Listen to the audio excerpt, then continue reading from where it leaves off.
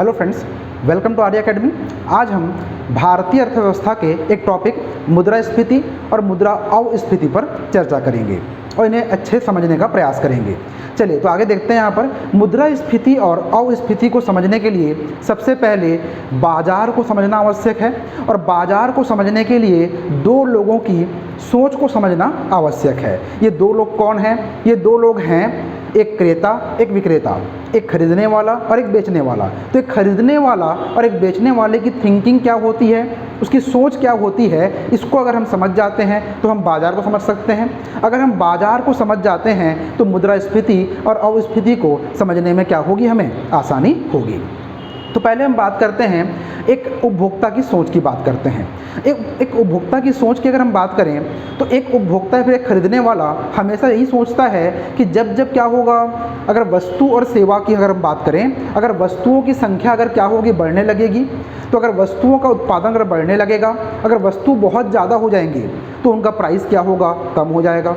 अगर बाज़ार में वस्तु बहुत ज़्यादा होंगे, वस्तु और सेवाओं की संख्या बहुत ज़्यादा होगी तो उनका प्राइस या फिर उनका मूल्य भी क्या हो जाएगा, कम हो जाएगा, वो सस्ते में मिलेंगे। तो इनका अगर हम एक ग्राफ देखें तो देखिए ग्राफ कैसा बनता है। ये जो ग्राफ है, इस ग्राफ का नाम है मांग वक्र, डिमांड कर्व। मांग वक्र ये एक उपभोक्ता की सोच पर बेस्ड होता है। उपभोक्ता या फिर खरीदने वाला, क्रेता की सोच पर आधारित होता है। इसमें यहाँ पर हम ले लेते हैं किसको, क्वांटिटी को, और यहाँ पर किसको ले लेते हैं हम, प्राइस। ये कर्व जो है कुछ इस प्रकार से बनता है, ऐसा आप यहाँ देख सकते हैं।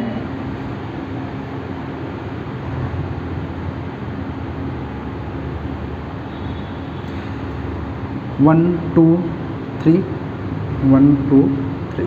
अब देखिए, अगर हम बात करें, जब क्वांटिटी क्या हो रही है आपकी, बढ़ रही है, जब क्वांटिटी क्या हो रही है आपकी, बढ़ रही है, तो यहाँ पर आप देख सकते हैं मूल्य भी क्या हो रहा है, कम होते जा रहा है, प्राइस क्या होते जा रहा है, कम हो रहा है। जब जो है वस्तु और सेवाओं की संख्या जब बढ़ रही है, आप देख सकते हैं, जब यहाँ पर क्या था, जब एक वस्तु था तो उसका मूल्य कितना दिखा रहा है यहाँ पर, 3 रुपये। जब 2 वस्तु हैं तो मूल्य कितना दिखा रहा है, 2 रुपये। जब 3 वस्तु हो गए तो मूल्य कितना दिखा रहा है, 1 रुपये।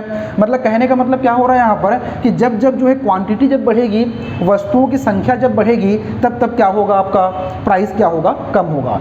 और वस्तुओं की संख्या कब बढ़ेगी, कोई दुकानदार जो है बहुत सारे वस्तु कब लेकर आएगा, जब डिमांड बढ़ेगी। तो कहने का मतलब क्या होगा कि जब डिमांड क्या होती है, बढ़ती है, तो प्राइस क्या होगा, कम होता है। ये किसकी सोच पर आधारित है, उपभोक्ता की सोच पर आधारित है। और उपभोक्ता की सोच पर जो आधारित वक्र बनता है उसे हम क्या कहते हैं, मांग वक्र। तो उपभोक्ता की सोच पर आधारित वक्र क्या कहलाता है, मांग वक्र, जो ये कहता है कि जब जब डिमांड क्या होगा, बढ़ेगा, तो प्राइस क्या होगा, कम होगा। लेकिन इसका उल्टा एक और देखते हैं हम, जो विक्रेता होगा, जो बेचने वाला है, जो सेलर है, उसकी सोच क्या कहती है। उसकी सोच के लिए हम एक ग्राफ बनाते हैं और देखते हैं। यहाँ पर हम इसके लिए ग्राफ बनता है कुछ इस प्रकार से। तो यहाँ पर देखिए क्या होता है,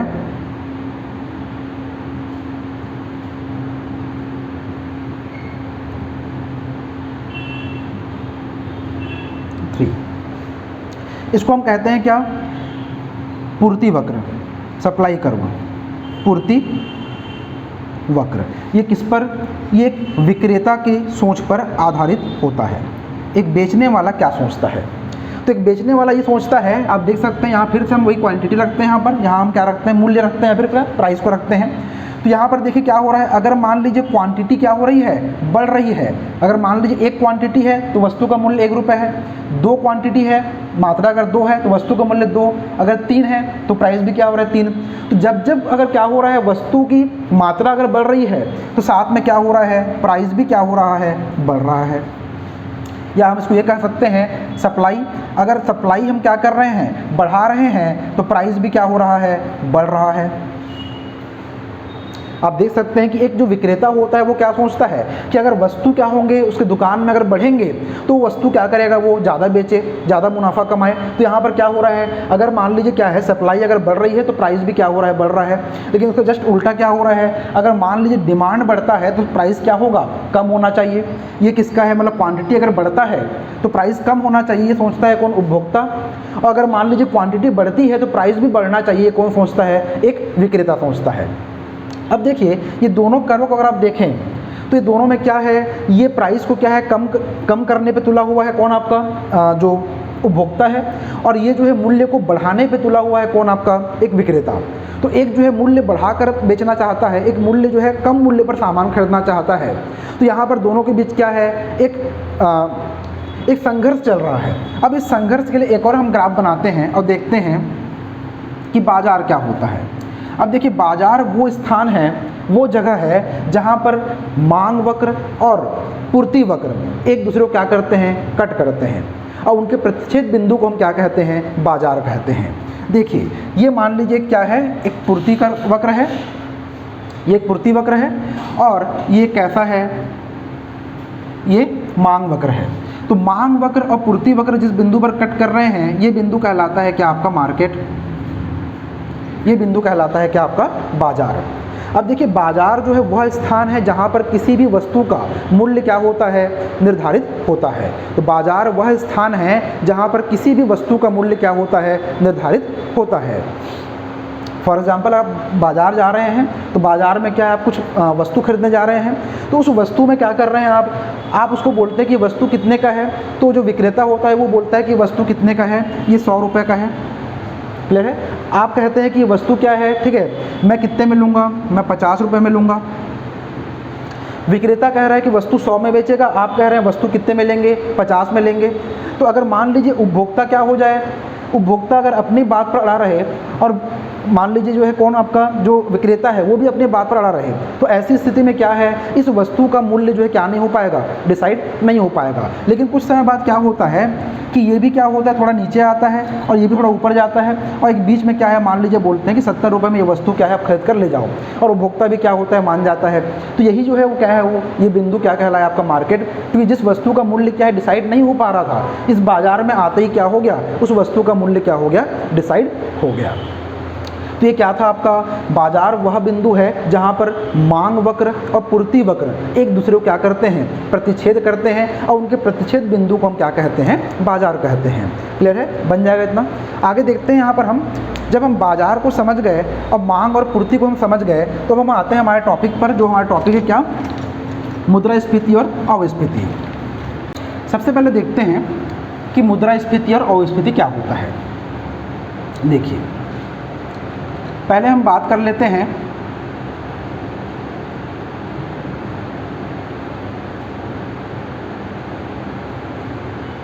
मुद्रास्फीति और अवस्फीति।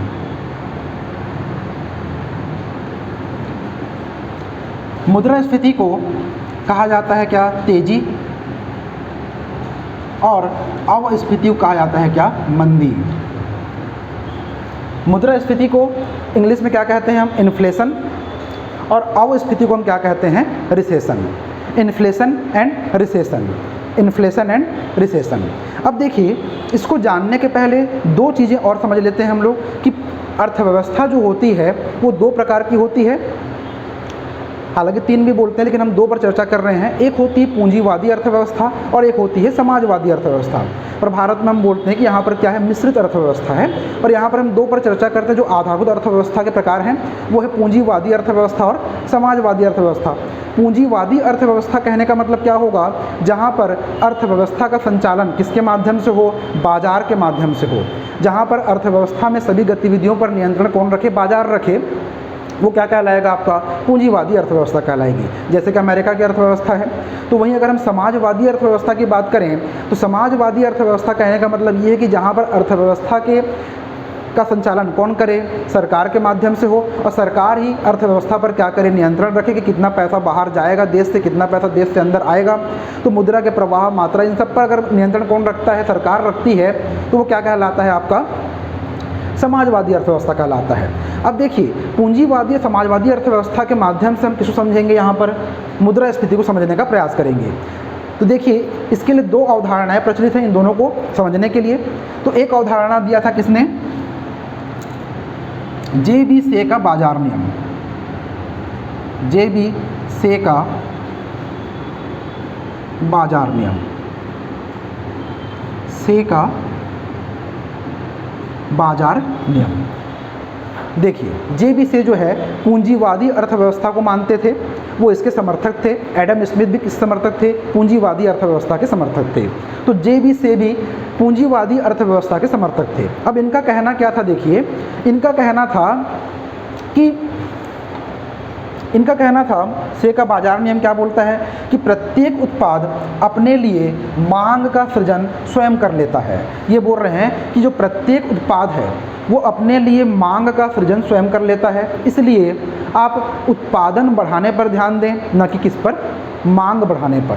तो ये बोल रहे हैं क्या कि अर्थव्यवस्था को अगर क्या करना है, अच्छे से चलाना है, तो उसके लिए क्या करें आप जो केवल और केवल किस पर ध्यान दें, उत्पादन को बढ़ाने पर ध्यान दें, मांग पर ध्यान ना दें। क्योंकि इनका कहना ही वही है, क्या कहना है इनका कि प्रत्येक उत्पाद अपने लिए मांग का सृजन क्या कर लेता है, स्वयं कर लेता है। ये यूरोपीय देशों में क्या हुआ, बहुत प्रचलित हुआ। वहाँ के देशों में क्या हुआ, उत्पादन जो है बहुत अधिक संख्या में क्या करने लगे, वो बढ़ाने लगे। उत्पादन क्या होने लगा, बढ़ने लगा। जब उत्पादन बढ़ने लगा, इसके फलस्वरूप क्या आई, वहाँ पर औद्योगिक क्रांति भी आ गई वहाँ पर। लेकिन कुछ समय के बाद क्या हुआ, इन्होंने अंधाधुंध क्या किया, उत्पादन किया। और एक समय ऐसा आया कि उत्पादन तो क्या हो गया, बहुत ज़्यादा बढ़ गया, लेकिन जिस मात्रा फिर जिस अनुपात में उत्पादन बढ़ा, उस अनुपात में डिमांड क्या हुआ, नहीं बढ़ पाया। या फिर हम ये कह सकते हैं कि उत्पादन तो बहुत ज़्यादा हो गया, प्रोडक्शन तो बहुत ज़्यादा हो गया, लेकिन जो डिमांड या फिर क्या जो मांग था वो क्या हो गया, वो उस अनुपात में नहीं बढ़ पाया, फिर क्या हो गया, कम हो गया। तो यहाँ पर स्थिति क्या बन गई, उत्पादन अधिक हो गया और उसके मुकाबले क्या है, डिमांड क्या हो गया, कम हो गया। तो डिमांड कम हो जाना और उत्पादन क्या हो जाना, बढ़ जाना, ये जो स्थिति है, ये स्थिति कहलाती है किसकी, मंदी की स्थिति कहलाती है। ये स्थिति कहलाती है किसकी, मंदी, या जिसे हम क्या कहते हैं, मुद्रा अस्फीति या फिर क्या, रिसेशन। तो जब क्या हो जाए, उत्पादन बहुत ज़्यादा बढ़ जाए और डिमांड क्या हो जाए, कम हो जाए, तो ऐसी स्थिति जो उत्पन्न होती है अर्थव्यवस्था में, वो क्या कहलाती है, वो मंदी कहलाती है। इसे क्या कहते हैं हम, रिसेशन कहते हैं या मुद्रा अस्फीति कहते हैं। अब देखिए, यही से हम थोड़ा और आगे बढ़ते हैं और समझते हैं इसको हम। 1929 में जो पूरे वर्ल्ड में जो महान मंदी आई थी, उसका रीज़न क्या बताया गया, यही बताया गया कि उस समय उत्पादन क्या कर दिया गया, बहुत ज़्यादा बढ़ा दिया गया और उत्पादन के मुकाबले क्या हो गया, जो डिमांड था या फिर जो मांग था, वो मांग क्या हो गई, कम हो गई थी। अब एक चीज़ यहाँ पर समझिएगा आप लोग, ये जो मांग है, ये मांग कम कब होगा। आप दुकान में जाते हैं तो आप दुकान में क्या करते हैं कि ये सामान मुझे दे दो, मतलब आप दुकानदार से क्या कर रहे हैं, मांग रहे हैं और बदले में क्या दे रहे हैं, पैसे दे रहे हैं। तो अगर आपके जेब में क्या है, पैसे हैं, तो आप क्या करेंगे, दुकान जाएंगे और वहाँ पर सामान मांगेंगे, मतलब खरीदेंगे आप। तो डिमांड जो है कब अच्छा होगा, जब लोगों के जेब में पैसा होगा। और लोगों के जेब में पैसा होगा मतलब लोगों के अंदर क्या है, खरीदने की क्षमता या फिर खरीदने की शक्ति क्या है। तो उसे हम कहते हैं क्या, क्रय शक्ति क्षमता। तो जब डिमांड कम हो जाता है तब क्या होता है, परचेसिंग पावर या फिर क्या, क्रय शक्ति क्षमता, परचेसिंग पावर या फिर क्या, क्रय शक्ति क्षमता क्या हो जाती है, कम हो जाती है। खरीदने की जो क्षमता होती है किसी भी वस्तु को, वो क्या होती है, कम हो जाती है, क्योंकि उनके जेब में पैसे नहीं होते हैं। तो यहाँ भी वही हो रहा है, यहाँ पर उत्पादन में पूरा पैसा लगा दिया तो अब लोगों के पास पैसा बचा नहीं है। तो अगर पैसा नहीं बचा है मतलब क्या है, सामान पूरा वैसा का वैसा रखाया है, लेकिन लोग अब खरीद नहीं रहे हैं। क्यों नहीं खरीद रहे हैं, क्योंकि लोगों के पैसे नहीं हैं। तो इनकी क्रय शक्ति क्षमता क्या हो चुकी है, कम हो चुकी है। ये स्थिति क्या कहलाती है, मंदी की स्थिति कहलाती है। तो मंदी कब हो रहा है, अगर मान लीजिए उत्पादन क्या हो जाए, बहुत ज़्यादा बढ़ जाए और डिमांड क्या हो जाए, मांग क्या हो जाए, कम हो जाए, तो ऐसी स्थिति में क्या हो रहा है आपका, ये मंदी को जन्म दे रहा है।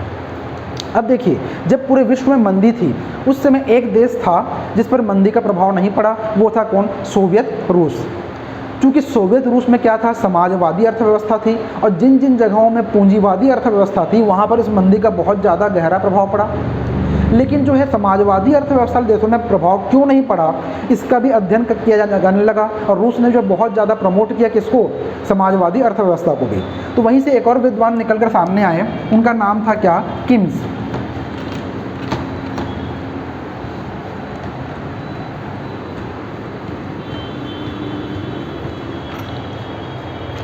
अब देखिए कीन्स का बाजार नियम, अगर हम देखें, हमने से का बाजार नियम देखा था, अब हम देखते हैं किसका, कीन्स का बाजार नियम। कीन्स का बाजार नियम। अब देखिए कीन्स का बाजार नियम क्या कहता है, इन्होंने बताया कि अर्थव्यवस्था में मंदी का कारण उत्पादन नहीं है बल्कि क्या है, मांग है। इन्होंने क्या कहा कि जो अर्थव्यवस्था में जो मंदी आई है, तो अर्थव्यवस्था में मंदी का कारण क्या नहीं है, उत्पादन नहीं है बल्कि क्या है, मांग है। तो आप क्या करें, मांग को बढ़ाने पर क्या दें, ध्यान दें। किस पर, मांग को बढ़ाने पर ध्यान दें। जेबी से क्या बोल रहे थे, वो कह रहे थे कि आप उत्पादन को बढ़ाने पर ध्यान दें, और उससे जस्ट उल्टा कौन, आपका कीन्स क्या कर रहे हैं, वो कह रहे हैं कि आप क्या करें, आप जो है उत्पादन को नहीं बल्कि किसको, मांग को बढ़ाने पर ध्यान दें।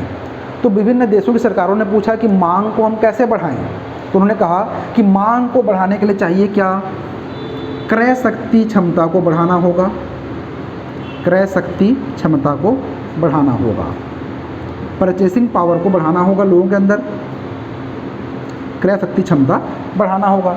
ये क्षमता कैसे बढ़ेगी, जब पूछा सरकारों ने, तो उन्होंने बताया कि ये क्षमता जो है दो तरीके से बढ़ सकती है। एक तो आप क्या करें, लोगों को रोजगार दें, क्या दें, लोगों को रोजगार दें, और दूसरी क्या करें, आप लोगों की आर्थिक सहायता करें, आप लोगों की आर्थिक सहायता करें। तो क्रय शक्ति क्षमता बढ़ाने के दो उपाय बताए किसने, कीन्स ने। उन्होंने कहा कि आप क्या करें, सरकार क्या करे, लोगों को रोजगार दे, अपने देश के लोगों को, और उनकी क्या करे, आर्थिक सहायता करे। आर्थिक सहायता कहने का मतलब क्या, जैसे कोई अगर मान लीजिए स्वरोजगार करना चाहता है, अपना खुद का कुछ बिजनेस करना चाहता है, तो उसके लिए क्या करे, वो सरकार उसको हेल्प करे। जैसे हमारे यहाँ मुद्रा योजना है, किसान कर्ज माफ़ी भी किस में आता है, आपका आर्थिक सहायता में आता है। तो अगर सरकार क्या करेगी, आर्थिक सहायता देगी और लोगों को रोजगार देगी, तो इससे लोगों को क्या मिलेगा, इससे लोगों की आय क्या होगी, बढ़ेगी, और लोगों की आय बढ़ेगी तो मतलब क्या होगा, उनकी क्रय शक्ति क्षमता भी क्या होगी, बढ़ेगी। तो इसके लिए सरकार ने क्या किया, यही काम किया, और बहुत ज़्यादा क्या करने लगे सरकार, लोक निवेश, क्या करने लगे, विभिन्न देशों सरकारें लोक निवेश करने लगे। लोक निवेश कहने का मतलब क्या है कि सरकार के पास जो पैसा आता है वो कहाँ से आएगा, वो राजकोष में रहता है, और राजकोष में पैसा कहाँ से आएगा, वो जनता का ही जो पैसा है, जनता जो टैक्स देती है, जो कर देते हैं, उस कर से राजकोष क्या होता है, भरता है। उसी राजकोष का उपयोग क्या कर रहे हैं, वो रोजगार देने में कर रहे हैं, और क्या कर रहे हैं, आर्थिक सहायता देने में कर रही है कौन, सरकारें। तो यहाँ पर क्या हो रहा है, बहुत अधिक मात्रा में क्या हुआ, लोक निवेश हुआ, जिससे लोगों को क्या मिला, रोजगार भी मिला और आर्थिक सहायता भी मिला। लेकिन यहाँ भी वही समस्या, एक समय के बाद क्या हुआ, लोक निवेश जो है क्या हो गया, बहुत ज़्यादा किया गया, इससे लोगों के पास क्या हो गया, रोजगार भी आ गया और आर्थिक सहायता भी बहुत ज़्यादा मिला। तो इससे समस्या बाजार में क्या आई, देखिए इससे समस्या बाजार में ये आई कि अब क्या हो गया, लोगों के जेब में पैसे बहुत ज़्यादा हैं, तो लोग हर सामान जो है खरीदने लगे, तो डिमांड क्या हो गया, बहुत ज़्यादा बढ़ गया। लेकिन जिस मात्रा में डिमांड, जिस अनुपात में डिमांड बढ़ा, उस अनुपात में उत्पादन नहीं हो पाया। अब जो है सामान क्या होने लगे हैं, कम होने लगे हैं लोगों के लिए। लोग जो है हर प्रकार के सामान क्या है खरीदना चाहते हैं, क्योंकि उनके पास पैसे हैं। लेकिन पैसे होने के बाद भी अब क्या है, लोग सामान तो खरीदना चाहते हैं, लेकिन अब सामान की मात्रा क्या हो गई है, कम हो गई है, सामान की सप्लाई उतनी नहीं हो पा रही है, सामान का उत्पादन अब क्या हो गया है, कम हो गया है। तो देखिए यहाँ पर समस्या क्या आ रही है कि डिमांड बहुत ज़्यादा बढ़ गया लोग निवेश करने से, तो ये लोगों के जेब में पैसा आ गया रोजगार और आर्थिक सहायता से। तो अब पैसा है इसलिए क्या कर रहे हैं, लोग हर सामान खरीदना चाह रहे हैं, तो डिमांड तो बढ़ गया लेकिन उस मात्रा में क्या नहीं बढ़ पाया, उत्पादन नहीं बढ़ पाया। अर्थव्यवस्था में इस प्रकार की स्थिति को हम कहते हैं क्या, तेजी, या फिर क्या, इन्फ्लेशन, मुद्रा स्फीति। यही क्या कहलाती है, इन्फ्लेशन या फिर क्या, मुद्रा स्फीति। जहाँ पर क्या होता है, डिमांड बहुत ज़्यादा बढ़ जाता है लेकिन क्या है, उत्पादन क्या होता है वहाँ पर कम हो जाता है। तो आप देख सकते हैं कि जो अर्थव्यवस्था है, ये अर्थव्यवस्था जो है इसी प्रकार से चलता रहता है। कभी तेजी आता है अर्थव्यवस्था में, तो कभी क्या आता है, मंदी। कभी तेजी आता है और कभी क्या आता है, मंदी। तेजी और मंदी के बीच में जो स्थिति होती है उसको हम कहते हैं क्या, स्टैगफ्लेशन। स्टैगफ्लेशन क्लियर है। मंदी और तेजी के बीच की जो स्थिति होती है उसको हम क्या कहते हैं, स्टैगफ्लेशन। तो यही क्या है, अर्थव्यवस्था का एक चक्र है जहाँ पर तेजी और मंदी के रूप में क्या अर्थव्यवस्था चलता रहता है। तेजी कब आता है, जब डिमांड क्या हो जाए, बहुत ज़्यादा बढ़ जाए, उत्पादन क्या हो जाए, कम हो जाए। ये कब होगा, तेजी की स्थिति में। मंदी की स्थिति में क्या होता है, उत्पादन क्या होता है, बहुत ज़्यादा बढ़ जाता है, लेकिन क्या है, डिमांड उतना नहीं बढ़ पाता है। ये क्या कहलाता है, आपका मंदी कहलाता है। अब इस तेजी और मंदी को, मुद्रास्फीति और अस्फीति को थोड़ा और विस्तार से हम समझने का प्रयास करते हैं। इन्फ्लेशन और इधर क्या है आपका, रिसेशन। इन्फ्लेशन मतलब मुद्रास्फीति, रिसेशन मतलब अपस्फीति, तेजी मंदी, तेजी और मंदी। अब देखिए मुद्रास्फीति क्यों हो रहा है, क्योंकि मुद्रास्फीति इसलिए हो रहा है क्योंकि डिमांड क्या हो गया है, बढ़ गया है, उत्पादन क्या हो गया है, कम हो गया है। डिमांड क्या हो गया है, बढ़ गया है, और उत्पादन क्या हो गया है, कम हो गया है। कहने का मतलब क्या है कि डिमांड क्या है, ज़्यादा हो गया है, सप्लाई क्या हो गया है, कम हो गया है। डिमांड क्या हो गया है, ज़्यादा, सप्लाई क्या हो गई है, कम। या फिर हम ये कह सकते हैं कि डिमांड ज़्यादा है मतलब लोग खरीदना चाहते हैं, और लोग कब खरीदना चाहेंगे, जब उनके जेब में पैसे होंगे। मतलब कि बाज़ार में मनी क्या हो गया है, मुद्रा क्या हो गई है, ज़्यादा हो गई है। बाज़ार में मुद्रा क्या हो गई है, ज़्यादा हो गई है, पर गुड्स एंड सर्विसेज, वस्तु और सेवा क्या हो गए हैं, कम। ये भी हम कह सकते हैं, बाज़ार में मुद्रा क्या हो गया है, ज़्यादा हो गया है, पर वस्तु और सेवा क्या हो गया है, कम हो गया है। ये भी हम कह सकते हैं। और क्या बोल सकते हैं, यहाँ हम ये मान सकते हैं चूँकि बाज़ार में क्या है, गुड्स एंड सर्विसेज कम है, वस्तु और सेवा कम है, तो जो चीज़ बहुत कम होती है वो ज़्यादा क्या होता है, वैल्यूएबल होता है, वो ज़्यादा क्या होता है, वो मूल्यवान होता है। तो यहाँ पर क्या होगा, वस्तु और सेवाओं का जो मूल्य होगा वो क्या हो जाएगा, बढ़ जाएगा। वस्तु और सेवाओं का मूल्य क्या हो जाएगा, बढ़ जाएगा। तो वहीं पर अगर हम बात करें मुद्रा की, क्योंकि मुद्रा बहुत ज़्यादा है और जो बहुत अधिक संख्या में हो उसकी लोग क्या नहीं करते हैं, कद्र नहीं करते हैं, इज्जत नहीं करते हैं उसकी। तो वैसे ही यहाँ भी होगा, क्योंकि मुद्रा बहुत अधिक संख्या में है इसलिए मुद्रा का मूल्य क्या हो जाएगा, कम हो जाएगा। मुद्रा का मूल्य कम होना मतलब क्या, मुद्रा की जो वैल्यू है वो क्या हो जाएगी, कम हो जाएगी। आप यहाँ समझ सकते हैं कि अगर डिमांड क्या हो जाए, ज़्यादा हो जाए सप्लाई से, तो क्या होती है, इन्फ्लेशन या तेज़ी आती है। तो वहाँ पर क्या हो रहा है, मुद्रा जो होता है क्या होता है, वो वस्तु और सेवाओं से अधिक हो जाते हैं। वस्तु और सेवाओं की संख्या कम हो जाती है, मुद्रा क्या हो जाता है, बढ़ जाता है।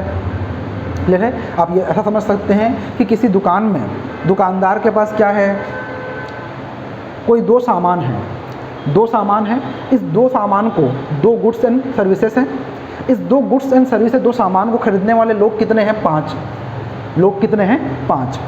तो 5 लोग खरीदना चाहते हैं पर सामान कितना है, 2 है। तो दुकानदार क्या करेगा, जो ज़्यादा पैसे देगा उसको क्या करेगा, वो सामान दे देगा। तो यहाँ पर क्या हो गया, जो गुड्स एंड सर्विसेज थे वो क्या हो गए, जो उनका एक्चुअल रेट था उससे अधिक रेट पर क्या होगा, अब ये मिलेगा, क्योंकि लोग क्या है उसके लिए मुंह मांगी कीमत देना चाहते हैं, क्योंकि लोगों के जेब में पैसा है। तो यहाँ पर क्या हो रहा है कि गुड्स एंड सर्विसेज का वैल्यू या फिर क्या मूल्य क्या होता है, बढ़ जाता है। वस्तु और सेवा क्या होने लगते हैं, महंगे दामों पर मिलने लगते हैं। बन जाएगा इतना। देखिए तो ये क्या था आपका, ये इन्फ्लेशन की स्थिति थी। वहीं हम चलते हैं कहाँ, एक बार रिसेशन में। रिसेशन की अगर हम बात करें तो यहाँ पर क्या होता है, यहाँ पर उत्पादन क्या होता है, बहुत ज़्यादा बढ़ जाता है, लेकिन डिमांड क्या हो जाती है, कम हो जाती है। उत्पादन बहुत ज़्यादा बढ़ जाता है लेकिन डिमांड क्या हो जाती है, कम हो जाती है। कहने का मतलब क्या है, यहाँ सप्लाई क्या है, बहुत ज़्यादा है, लेकिन डिमांड कैसा है, कम है। सप्लाई बहुत ज़्यादा है लेकिन डिमांड कैसा है, कम है। या इसे हम ये कह सकते हैं कि गुड्स एंड सर्विसेज, वस्तु और सेवाओं की संख्या क्या है, बहुत ज़्यादा है, लेकिन उसे खरीदने वाले लोग क्या हैं, कम हैं। मतलब कि पैसा क्या है, मुद्रा क्या है, कम है। यहाँ पर मुद्रा क्या हो जाती है, कम हो जाती है, लेकिन वस्तु और सेवाओं की संख्या क्या हो जाती है, बढ़ जाती है। तो जिसके पास क्या होगा, जिसकी संख्या ज़्यादा है उसकी वैल्यू क्या होती है, कम होती है। यहाँ पर गुड्स एंड सर्विसेज की जो वैल्यू या फिर जो उनका मूल्य होता है वो मूल्य क्या हो जाता है, कम हो जाता है। तो वहीं मुद्रा की अगर हम बात करें, चूँकि मुद्रा क्या है, बहुत कम है, कम संख्या में है, क्योंकि लोगों के पास मुद्रा या फिर पैसा बचा ही नहीं है, तो पैसे की वैल्यू या फिर क्या उसका मूल्य, पैसे का मूल्य क्या हो जाता है, बढ़ जाता है। पैसे का मूल्य क्या हो जाता है, बढ़ जाता है। तो आप समझ सकते हैं यहाँ पर कि कोई दुकानदार है, उसका सामान क्या है, बहुत ज़्यादा है, लेकिन उसको खरीदने वाले लोग क्या है, कम है। अब दुकान से सामान भी तो निकालना है उसको, तब तो उसको बेनिफिट होगा, कुछ मुनाफा होगा। तो वो क्या करता है, वो सामान को सस्ते में बेचेगा, तब तो सामान उसका निकलेगा। अगर सामान नहीं निकल रहा है तो क्लियर है। तो यहाँ पर क्या होता है कि गुड्स एंड सर्विसेज या फिर क्या सामान क्या है, सस्ते में बेच रहा है, क्योंकि सामान क्या है उसके पास बहुत ज़्यादा है। तो इसलिए यहाँ पर क्या होता है, जब रिसेशन आता है तो वहाँ पर जो मुद्रा होता है, मुद्रा का वैल्यू क्या होता है, बढ़ जाता है, और वहीं पर गुड्स एंड सर्विसेज की वैल्यू क्या हो जाती है, कम हो जाती है, क्योंकि उनकी संख्या क्या है, बहुत ज़्यादा है। अब मुद्रा क्या हो चुका है, कम हो चुका है, क्योंकि लोगों के पास जेब में पैसा बचा ही नहीं है कि वो क्या कर पाएँ, वो सामान खरीद पाएँ। तो यहाँ पर गुड्स एंड सर्विसेज क्या होते हैं, ये सस्ते में मिलने लगते हैं। यहाँ सामान क्या होता है, सस्ते में मिलता है, लेकिन सस्ते में मिलने के बाद भी लोगों के पास इतना पैसा भी नहीं रहता है कि वो क्या कर पाएँ, इस सस्ते सामान को भी खरीद पाएँ। ये क्या है, ये मंदी का एक प्रॉब्लम है। यहाँ पर क्या होता है, यहाँ पर गुड्स एंड सर्विसेज जो होते हैं वो क्या होते हैं, वो बहुत महंगे बिकते हैं, बहुत महंगे। तो मुद्रास्फीति से क्या होता है, महंगाई। मुद्रास्फीति से क्या जन्म लेती है, महंगाई जन्म लेती है, क्योंकि यहाँ पर सामान कैसा है, बहुत कम है, इसलिए इसकी वैल्यू क्या है, बढ़ जाती है, इसलिए इसका मूल्य भी क्या होता है, बढ़ जाता है। तो यहाँ पर क्या है, मुद्रास्फीति में क्या होता है, सामान बहुत महंगे मिलते हैं। तो वहीं पर मंदी के समय में या अस्फीति के समय में सामान क्या होते हैं, बहुत सस्ते मिलते हैं। बस मंदी में प्रॉब्लम क्या है कि सामान सस्ते मिलने के बाद भी लोगों के पास इतना पैसा ही नहीं बचता है कि वो क्या कर पाएँ, वो सामान को सस्ते में भी खरीद पाएँ वो। क्लियर है। चलिए, तो ये क्या था आपका मुद्रास्फीति और अस्फीति। अब देखिए, अगर हम आगे बात करें कि मुद्रास्फीति में किसको फ़ायदा होगा, किसको नुकसान होगा, तो अगर हम व्यापारियों की बात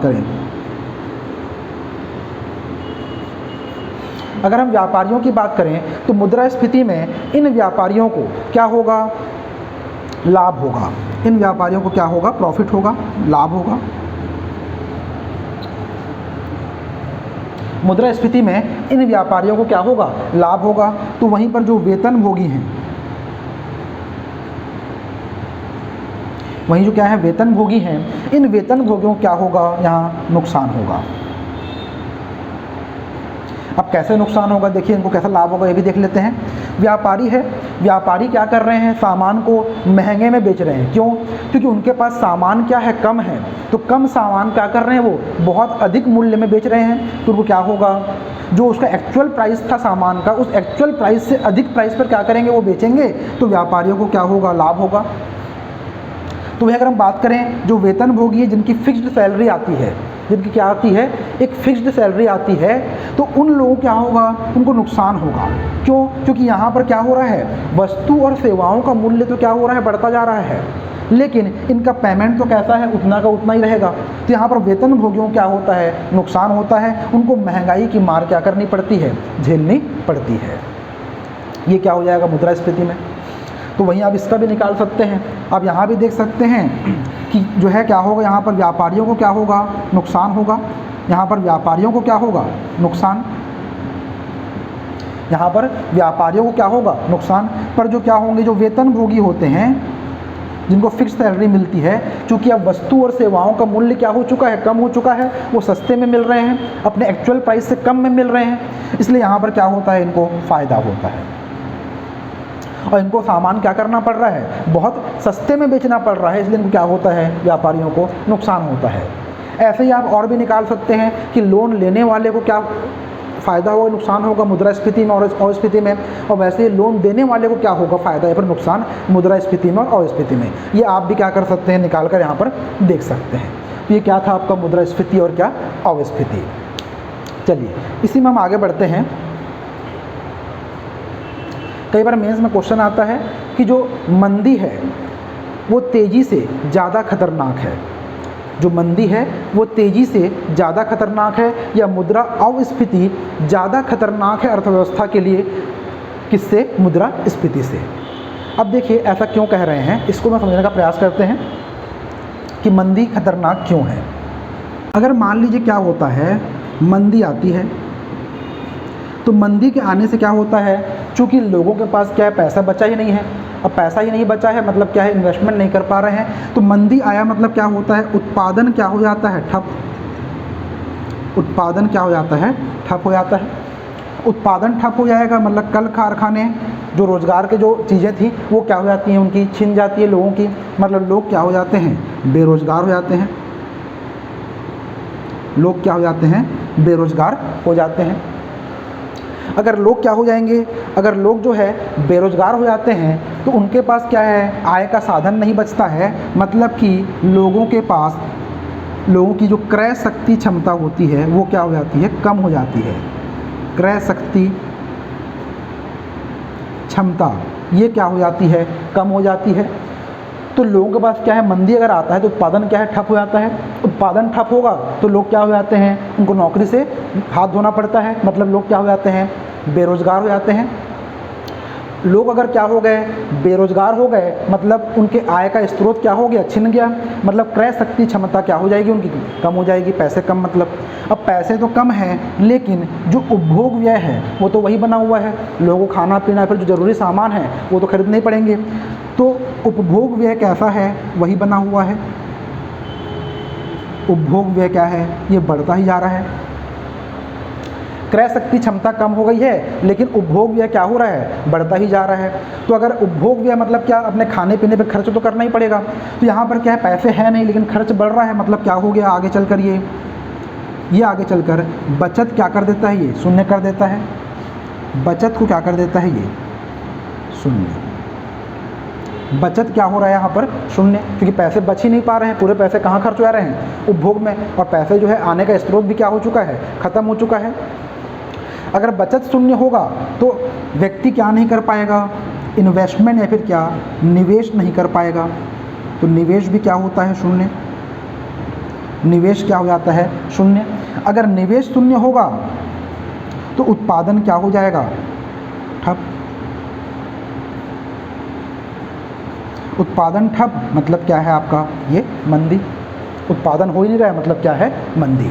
आप देख सकते हैं ये एक पूरा क्या है, साइकिल के समान, चक्र के समान चल रहा है कि मंदी से उत्पादन ठप हो गया है, उत्पादन ठप तो बेरोजगारी आया, बेरोजगारी से क्रय शक्ति क्षमता में कमी आ रही है, तो इससे क्या हो रहा है, उपभोग व्यय उतना का उतना बना ही हुआ है या फिर उल्टा बढ़ रहा है। ये उपभोग व्यय बढ़ रहा है इसलिए क्या है, बचत क्या हो रही है, लोगों की शून्य हो रही है, बचत शून्य है इसलिए क्या है, लोग अब निवेश किसको करते हैं, निवेश या फिर इन्वेस्टमेंट, आपके पास जो एक्स्ट्रा पैसा होगा उसको आप करेंगे, तो एक्स्ट्रा पैसा बच ही नहीं रहा है तो इन्वेस्टमेंट आप करेंगे ही नहीं, तो इन्वेस्टमेंट होगा ही नहीं पूरे देश में, तो वहाँ पर क्या होगा, उत्पादन खड़ा हो ही नहीं पाएगा, तो उत्पादन ठप मतलब क्या है, ये मंदी।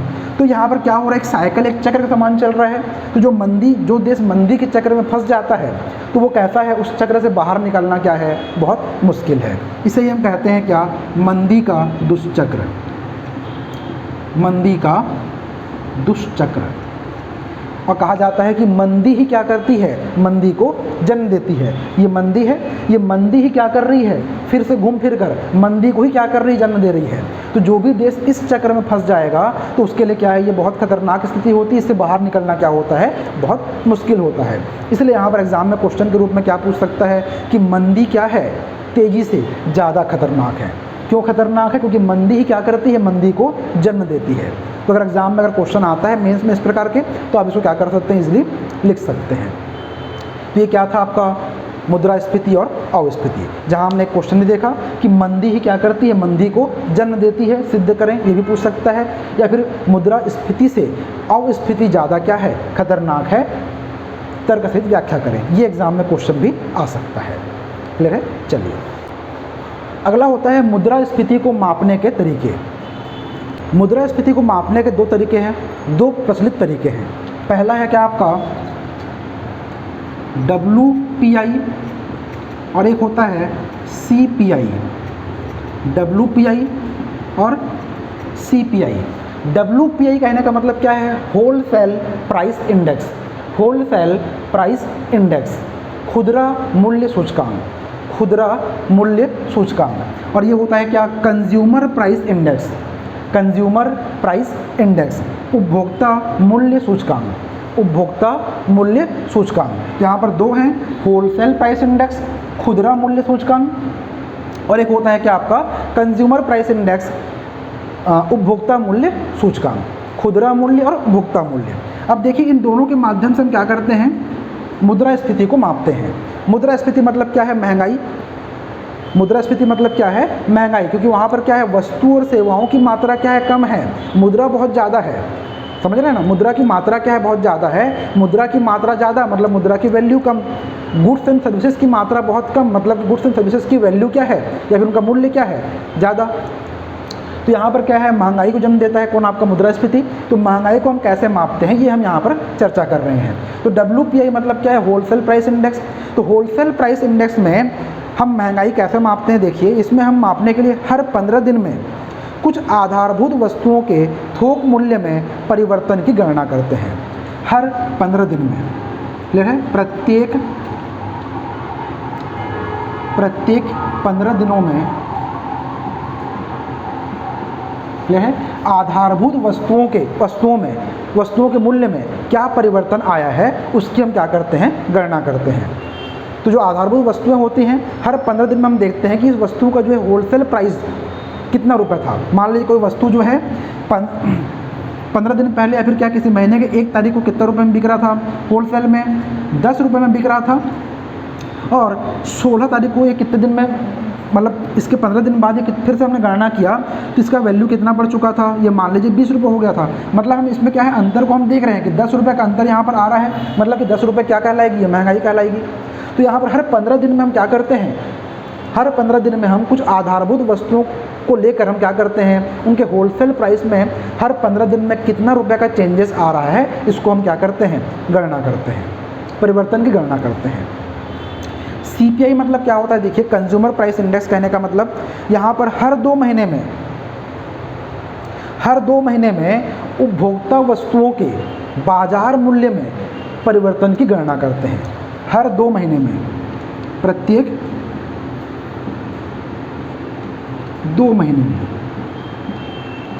प्रत्येक 2 महीने में जो उपभोक्ता वस्तुएं हैं, उन उपभोक्ता वस्तुओं के बाजार मूल्य में, बाजार मूल्य कहने का मतलब क्या? जो दुकानदार फिर का जो बाजार में, जो मार्केट में जिस मूल्य पर लोगों को चीज़ें मिल रही हैं, उसकी हम, उस प्राइस की हम क्या करते हैं? गणना करते हैं कि उस प्राइस में जो है हर 2 महीने में कितना चेंजेस आ रहा है। तो उपभोक्ता वस्तुओं का जो बाजार मूल्य होता है, हर 2 महीने हम क्या करते हैं? देखते हैं कि 2 महीने में जो है कि बाजार मूल्य में कितना कितना परिवर्तन आ रहा है। ये क्या कहलाता है? आपका CPI। तो WPI से हम क्या कर रहे हैं? होलसेल वस्तुओं के जो है होलसेल प्राइस की गणना कर रहे हैं, परिवर्तन गणना कर रहे हैं। तो यहीं पर हम किसकी गणना कर रहे हैं? यहाँ पर हम वस्तुओं के बाजार मूल्य में कितना परिवर्तन आ रहा है, उसकी गणना कर रहे हैं। होलसेल में क्या याद रखिए आप लोग? हर 15 दिन में गणना करते हैं होलसेल प्राइस की, परिवर्तन की। और वहीं हम कंज्यूमर प्राइस इंडेक्स की बात करें तो वहाँ पर हर 2 महीने में हम क्या करते हैं? गणना करते हैं उपभोक्ता वस्तुओं के बाजार मूल्य में परिवर्तन की। क्लियर है?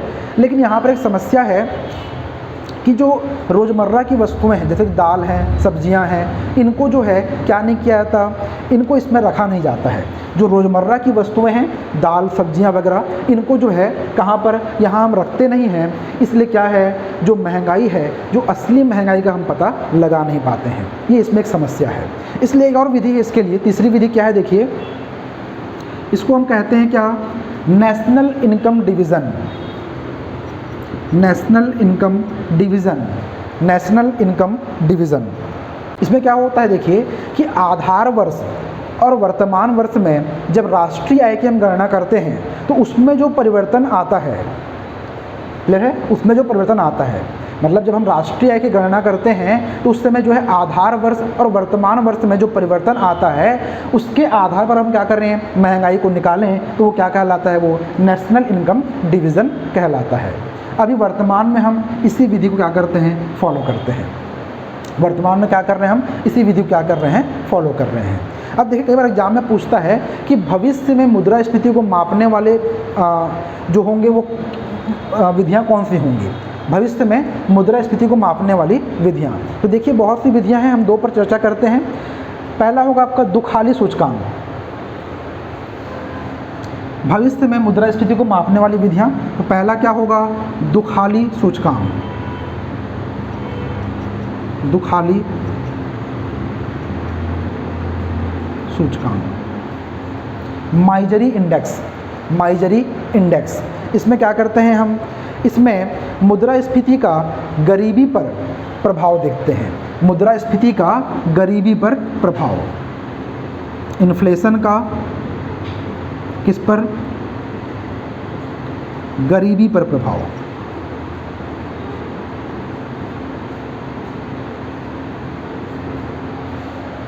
अगर महंगाई बढ़ जाती है तो गरीबी पर क्या असर पड़ रहा है, इसको जब हम मापेंगे तो क्या कहलाएगा, वो दुखाली। कि गरीबी बहुत ज़्यादा बढ़ेगी, ऑब्वियसली बात है, गरीबी बढ़ेगी मतलब क्या होगा, दुख। तो कि उस देश में जो दुख कितना है, इसको अगर हम मापेंगे तो क्या कहलाएगा, वो माइजरी इंडेक्स। क्या कहलाएगा, वो माइजरी। दूसरा देखिए uneasiness index, uneasiness index, uneasiness index, असहज सूचकांक, असहज सूचकांक।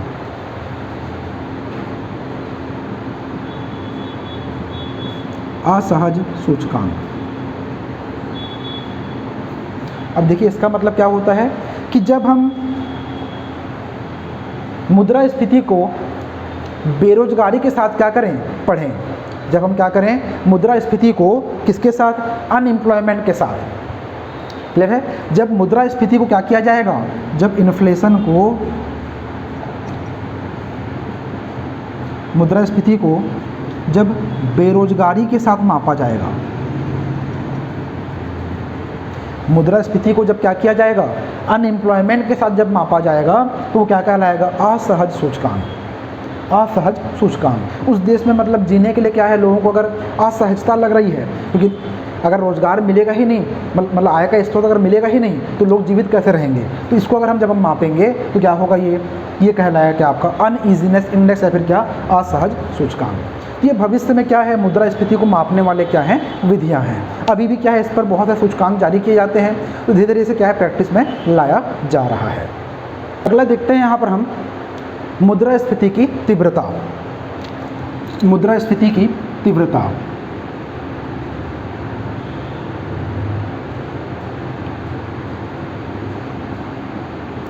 ठीक है, इन्फ्लेशन की तीव्रता। अब देखिए तीव्रता को मापने के लिए क्या है, चार प्रकार से हम इस तीव्रता को देख सकते हैं। पहला होता है रेंगती हुई मुद्रास्फीति, रेंगती हुई मुद्रास्फीति। दूसरा होता है चलती हुई मुद्रास्फीति। तीसरा होता है दौड़ती हुई मुद्रास्फीति। और चौथा होता है निगलती हुई मुद्रास्फीति, निगलती हुई मुद्रास्फीति। रेंगती हुई मतलब क्या, क्रीपिंग। चलती हुई मतलब क्या, वॉकिंग। दौड़ती हुई मतलब रनिंग। और निगलती हुई मतलब गैलोपिंग, गैलोपिंग।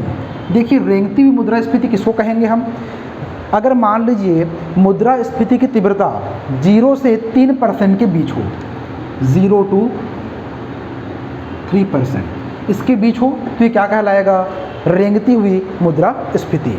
अगर मुद्रास्फीति की तीव्रता क्या हो, 3 से कितना परसेंट हो, 5% हो, ये क्या कहलाएगा, चलती हुई मुद्रास्फीति।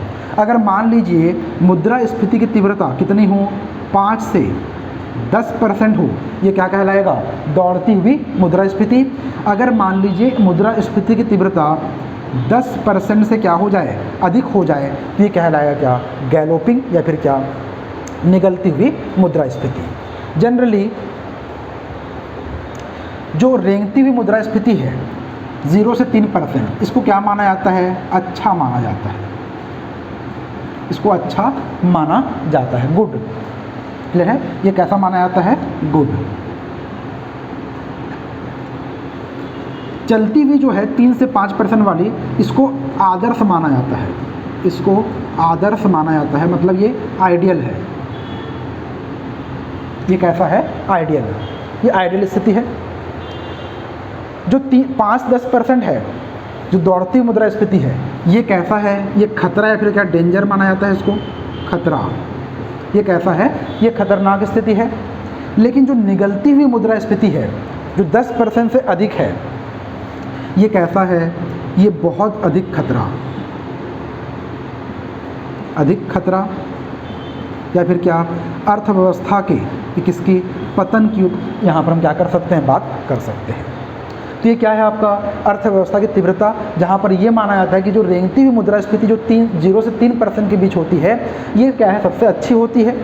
लेकिन जो 3 से 5% वाली जो चलती हुई मुद्रास्फीति है, वो कैसा है? वो आदर्श होता है। मतलब कि देश में क्या है? थोड़ा बहुत क्या है? मुद्रास्फीति रहना भी क्या है? आवश्यक है। क्योंकि मुद्रास्फीति होगा तभी तो लोगों के जेब में क्या होगा? पैसे होंगे। तो लोगों के अंदर क्रय शक्ति क्षमता का बना रहना क्या है? अनिवार्य है, आवश्यक है। इसलिए मुद्रास्फीति का होना भी आवश्यक है। लेकिन मुद्रास्फीति कितनी होनी चाहिए? तो कितनी होनी चाहिए यहाँ पर मैंने आपको बता दिया कि मतलब अगर 0 से 3% है तो वो कैसा है? वो अच्छा है। 3 से अगर 5% तो कैसा है? वो आदर्श स्थिति है। लेकिन यहाँ पर कैसा है? ये 3 से 5% अगर पहुँचा देते हैं तो यहाँ पर क्या है कि ये 5 से 10 होने में ज़्यादा टाइम लगेगा नहीं आपको। इसलिए क्या है? यहाँ पर खतरनाक स्थिति में भी आप क्या है? बहुत जल्दी पहुँच सकते हैं। तो ये कैसा? ये एक आदर्श स्थिति अगर आप यहीं पर बने रह पाते हैं तो ये कैसा है? यहाँ पर आपकी अर्थव्यवस्था क्या कहलाएगी? एक आदर्श अर्थव्यवस्था कहलाएगी। ये क्या था आपका? मुद्रास्फीति की तीव्रता। तो इस प्रकार से आप देख सकते हैं यहाँ पर मुद्रास्फीति और अस्फीति पर हमने क्या किया? विस्तार पूर्वक चर्चा किया। जहाँ आपने जाना कि मुद्रास्फीति अगर हम एक आसान भाषा में कहें तो अर्थव्यवस्था रूपी पेट में अधिक खाना क्या है? इन्फ्लेशन, और कम खाना क्या है? रिसेशन। अर्थव्यवस्था रूपी पेट में क्या है? अधिक खाना क्या है? इन्फ्लेशन। अधिक खाना कहने का मतलब क्या है? अधिक पैसा आना। अधिक पैसा आना मतलब क्या है? इन्फ्लेशन। और कम खाना मतलब क्या है? पैसा बहुत कम आना मतलब क्या है? ये रिसेशन। तो अर्थव्यवस्था रूपी पेट में क्या है? कम खाना खाना मतलब क्या कहला रहा है? ये रिसेशन कहलाता है। और अधिक खाना खाना मतलब क्या है? इन्फ्लेशन कहलाता है।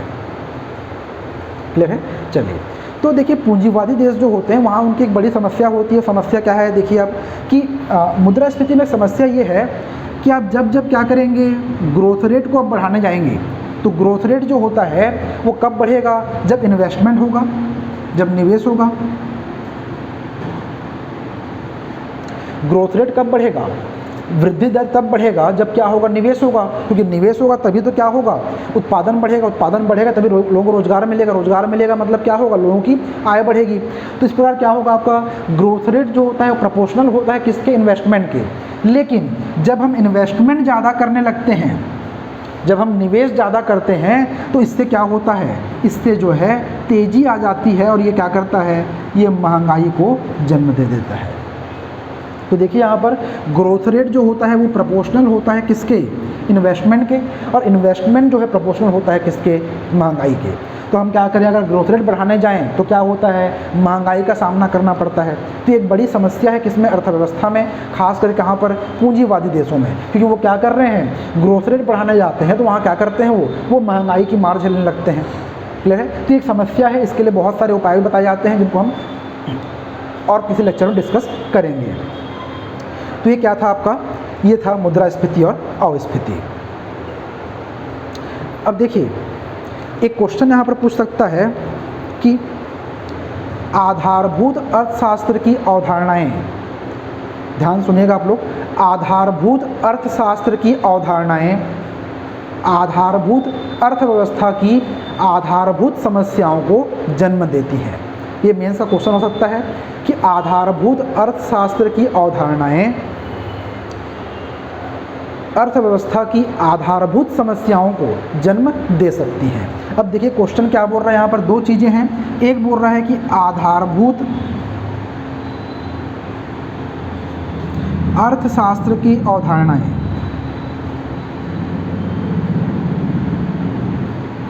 क्लियर है? ये पहला पॉइंट था क्वेश्चन का। और दूसरा पॉइंट क्या बोल रहा है? अर्थशास्त्र की आधारभूत समस्याएं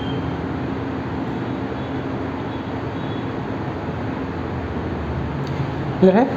तो ये बोल रहा है कि अर्थशास्त्र की आधारभूत अवधारणाएं जो हैं वो क्या करती हैं? अर्थशास्त्र की आधारभूत समस्याओं को जन्म देती हैं। तो अर्थशास्त्र की आधारभूत अवधारणाएं क्या हैं जिसको हमने अभी पढ़ा, 2 ठो, क्या क्या है, से का बाजार नियम और किन्स का बाजार नियम। से का बाजार नियम और क्या, किन्स का बाजार नियम। ये अर्थशास्त्र की आधारभूत क्या है, 2 अवधारणाएं हैं। और अर्थशास्त्र की आधारभूत समस्याओं की अगर हम बात करें तो क्या होंगे, वो होंगे तेजी और मंदी, तेजी और मंदी। तो आप समझ सकते हैं कि जब आप क्या करें, से के नियम का और किन्स के नियम का अंधानुकरण करते हैं तो उससे क्या जन्म लेता है, तेजी और मंदी। उससे क्या जन्म लेता है, तेजी और मंदी। अगर आप से के नियम का क्या करते हैं, अंधानुकरण करते हैं, मतलब बिना सोचे समझे अगर फॉलो करते हैं, उनका अति करते हैं, तो क्या होता है, इससे जो है मंदी का जन्म होता है। तो वहीं अगर हम किन्स के नियम की बात करें, अगर आप किन्स के नियम का अंधानुकरण करते हैं तो क्या होता है, इससे तेजी का जन्म होता है, फिर मुद्रास्फीति का जन्म होता है। तो आप क्या कर सकते हैं, इस प्रकार क्वेश्चन को आप लिख सकते हैं यहाँ पर। आप पहले क्या करें कि आधारभूत अर्थशास्त्र की अवधारणाओं को बताएं और उनसे किस प्रकार से समस्याएं जन्म लेती हैं, इस पर भी आप क्या करें, चर्चा करें, जैसा कि मैंने आपको अभी बताया था। तो यहाँ से क्वेश्चन क्या होगा, आपका ये कंप्लीट होगा। तो इस प्रकार क्वेश्चन भी मेंस में पूछे जा सकते हैं। तो ये प्रीलिम्स के लिए भी और मेंस के लिए भी, दोनों के लिए कैसा है, ये बहुत इंपॉर्टेंट टॉपिक है। चलिए, तो आज के लिए इतना ही देखते हैं। अगले लेक्चर में क्या करेंगे, हम मौद्रिक नीति पर भी क्या करेंगे, चर्चा करेंगे।